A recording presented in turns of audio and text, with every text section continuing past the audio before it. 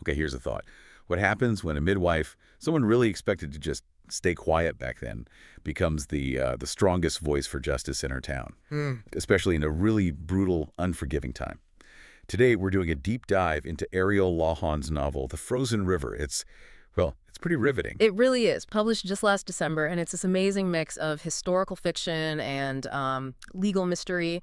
It just drops you right into the winter of 1789, Hallowell, Maine, bone-chillingly cold. And what's so great is how grounded it is in actual history. It takes you on this quite haunting journey, actually, through these icy waters that, they reveal more than they hide. Right. So our mission, our goal for this deep dive is to really get into how the Frozen River weaves all these threads together: murder, history, this incredible female resilience, and maybe uncover some surprising truths, things that lie sort of buried at its core. So the book throws us right into this incredibly harsh place: Hallowell, Maine, 1789, the Kennebec River, frozen solid. And then a man's body turns up, trapped in the ice. Yeah. Horrifying. The town officials, they immediately think murder. But here's where it gets really interesting. The local midwife, Martha Ballard, she gets pulled into it. Not just by chance, though. It's because she knows things. Yeah. Things about the dead man's unsettling past actions. Exactly. And how does her unique position, her role in the community, let her see what others maybe can't or maybe won't see? And a really key thing here is that this isn't just a simple whodunit, it's more complex. See, before this man died, he'd been accused of rape, a very serious accusation. Ah, okay. And Martha Ballard was one of the few people, maybe the only one with any real standing, who actually believed the victim. So when that victim later dies herself, and the circumstances are really suspicious, well, Martha realizes she's not just trying to solve one murder, she's actually untangling this much deeper web: corruption, power, violence, and it goes right to the top figures in town. Judges, priests, powerful businessmen. Wow. It's quite chilling, really, how that influence could just permeate everything, especially silencing, marginalized voices. And her weapon in all this. It's not like she has a sword or official power. It's something else entirely. It's her diary, right? Her meticulous diary, plus years of trust she's built in the community, and these razor-sharp observation skills the book talks about. Yeah. How does a diary become such a potent tool for justice back then? It's pretty remarkable when you think about it. Martha Ballard herself, she's just such a compelling figure. And while Lawhon absolutely brings her to life with fiction, she is anchored in historical fact. That's crucial. Right. She's so much more than just a midwife. She's a healer, a wife, a mother, and this quiet, sort of unwavering force for what's right. She knows everything, basically. Every birth, every death, every town secret. And she writes it all down, in code, often, in her diary. So her power isn't loud. No, not at all. It's not about grand gestures. It's about persistence. It's about truth-telling, even when it's dangerous, just consistently putting it down on paper. It's still kind of baffling, though, how someone without that traditional power, she's not wealthy, not politically connected, how could she be so influential? What was the real source of her authority in Hallowell? That's a really good question, and you've hit on something key. Her power, it really stems purely from her intellect and her just unshakable integrity.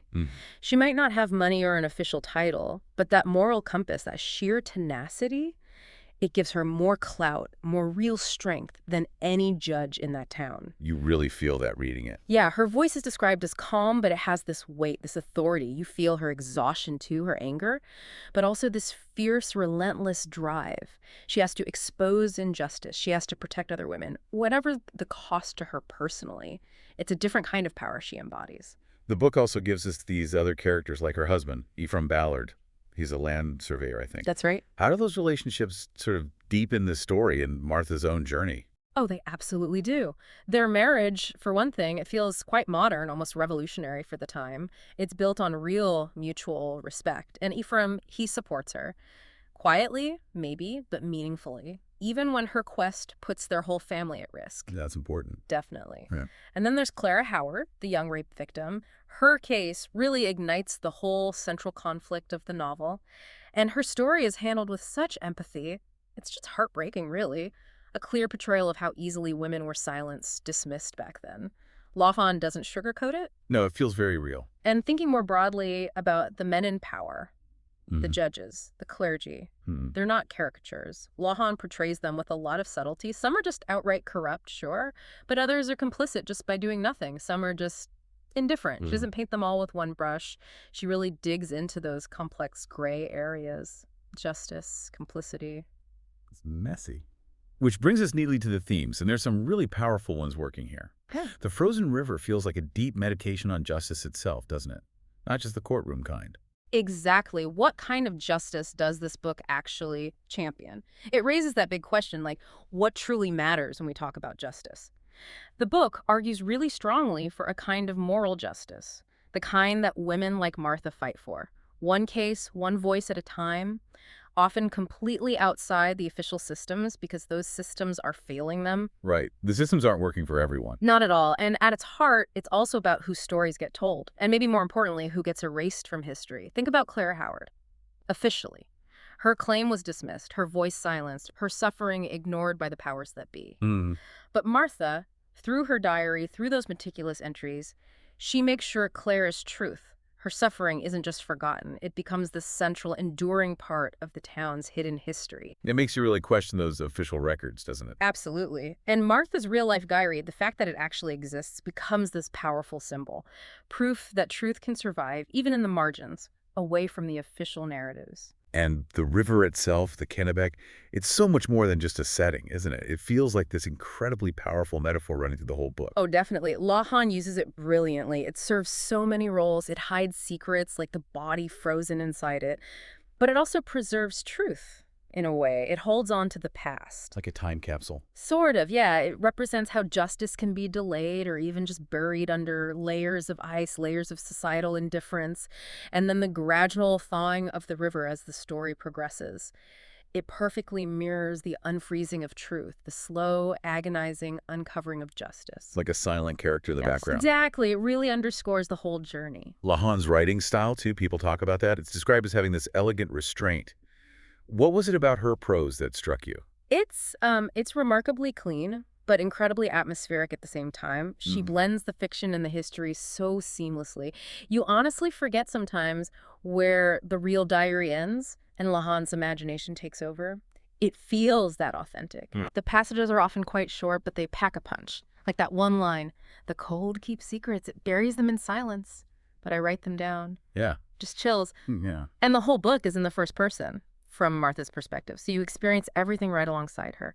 Her urgency, her clarity, even that touch of like hard-earned bitterness from being overlooked for so long. It just pulls you right into her mind, into her world. You mentioned earlier how deeply grounded it is in real history. Yeah. How does that historical accuracy really elevate the story, make it more than just a good fictional mystery? It elevates it profoundly, I think, because Lawhon was directly inspired by Martha Ballard's actual diary, which, spanned 27 years. It's considered one of the most complete records we have of a colonial American woman's daily life. That gives the novel such an authentic, weighty foundation. 27 years. Yeah. Incredible. Isn't it? So all the details, the realities of childbirth back then, which were frankly excruciating, the specifics of legal hearings, the nuances of family roles, religious beliefs, it all feels incredibly genuine. It gives you this true visceral window into a time period, into lives that are often just unseen. Okay, so for someone listening, thinking about picking up The Frozen River, what would you say are its biggest strengths? Why read it? Well, first off, you get this powerfully realistic, truly compelling female lead in Martha. That's huge. The book also offers really sharp, relevant commentary on gender, power, justice, things we still grapple with today, right? Absolutely. And it's all grounded in meticulous historical research. The writing itself is elegant. It has real emotional depth. And the mystery element, it blends perfectly with that deep character study. It's a book that genuinely makes you think and feel. But, no book clicks with absolutely everyone. Are there aspects that might not appeal to every reader? Maybe some potential drawbacks? That's fair. Yeah, while it's incredibly immersive, the pacing is quite slow. Deliberate, maybe. The plot unfolds very gradually. So if you're looking for a fast-paced thriller with constant twists, this might feel a bit slow. It demands patience. Right. It's not that kind of book. No. And also, because of the themes, rape, violence, systemic injustice, it can be emotionally heavy-going at times. It's intense. It can be draining. Good to know. And maybe one more thing. The drama mostly plays out in conversations, in courtrooms, and diary entries, not through, like, action sequences or chases. So manage expectations on that front. Okay, that makes sense. So considering all that, who is this book really perfect for? Who should definitely check it out? Well, it's definitely perfect for fans of historical fiction, especially if you enjoyed books like, say, Laurel Thatcher Ulrich's A Midwife's Tale, which is actually about the real Martha Ballard's diary, or maybe Jojo Moyes' The Giver of Stars. Good comparisons. Yeah, and it also really appeals to readers who like true crime told through a historical lens, or just anyone deeply interested in the lives of early American women, those often unheard voices. Maybe if you enjoyed shows like Outlander, or Call the Midwife, or even the thematic depth of something like The Crucible, you'll likely find this novel really resonant, really rewarding. The Frozen River. Yeah. Yeah, it feels like a quietly powerful novel. Hmm. It definitely demands patience, like you said. But the reward is this profound sense of truth. It's an experience, really, not just reading a story. Absolutely.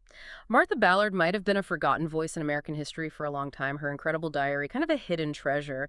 But thanks to Ariel Lawhon, she speaks loud and clear today. And this book, it feels like more than just a mystery. It feels like an act of historical justice, in a way. And a beautifully written one, too. It ensures her legacy, her voice, endures. The past really is full of stories buried under snow, under silence, under time. And this deep dive into the frozen river, it feels like it melts one of those stories away. It shows us the fierce voice of a woman that history almost forgot. It really makes you wonder, what other forgotten voices do you think are out there just waiting to be heard?